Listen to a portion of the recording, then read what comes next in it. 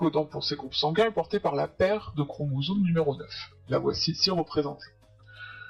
On peut avoir par exemple un individu qui porte 2 fois l'allèle petit a. Donc on va le schématiser de cette façon. On peut aussi représenter ces chromosomes à 2 chromatides. La chromatide sœur est toujours l'identique de l'autre chromatide. Le génotype va s'écrire de la façon suivante. Chaque chromosome est représenté par une barre et on indique l'allèle que porte ce chromosome. Donc même chose pour l'autre chromosome, chaque chromosome est représenté par une barre et on indique l'allèle porté. L'ensemble est fermé par des parenthèses. Donc là on a le génotype AA. Alors on dit que cet individu serait homozygote, il a la même version du gène codant pour le groupe sanguin.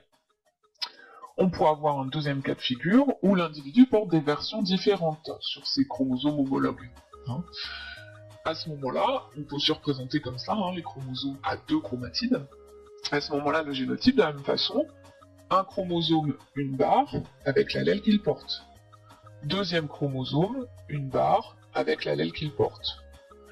Ici, on a un génotype de type AB. L'individu est hétérozygote, il a 2 versions différentes du même gène.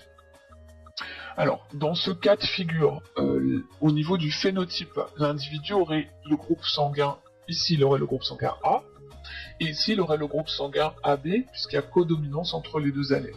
Mais ces relations de dominance-récessivité, c'est pas l'objet de cette vidéo, on verra ça plus tard. Alors, si je reviens à l'écriture des génotypes, ça peut se compliquer un peu si on étudie 2 gènes. Alors, ces gènes peuvent être par exemple portés par le même chromosome.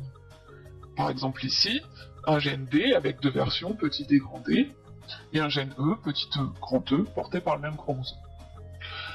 Alors, je vais commencer par représenter le gène D, donc chaque barre un chromosome, donc voilà pour petit d, et sur son homologue, grand D. Ensuite, le gène E qui est porté sur le même chromosome, donc sur la même barre, grand E par exemple, et petit e. Je peux également représenter les chromosomes à 2 chromatides, voilà ce que ça donne. Donc j'ai bien ici affaire à chaque chromosome qui porte 2 gènes, le chromosome qui porte les autres gènes avec éventuellement d'autres versions, et attention, chaque gène occupe bien toujours la même place sur le chromosome. Autre cas de 2 gènes étudiés, mais cette fois qui seraient sur des chromosomes différents, on parle de gènes indépendants. Donc dans ce cas, je peux avoir par exemple un chromosome qui porte le gène D, petit d, grand D, et un autre chromosome qui porte le gène F, petit f, grand F.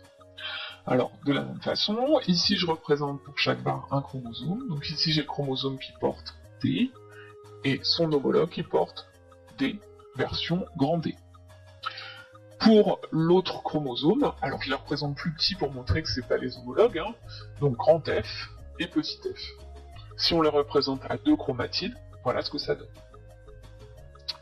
Voilà pour cette écriture des génotypes.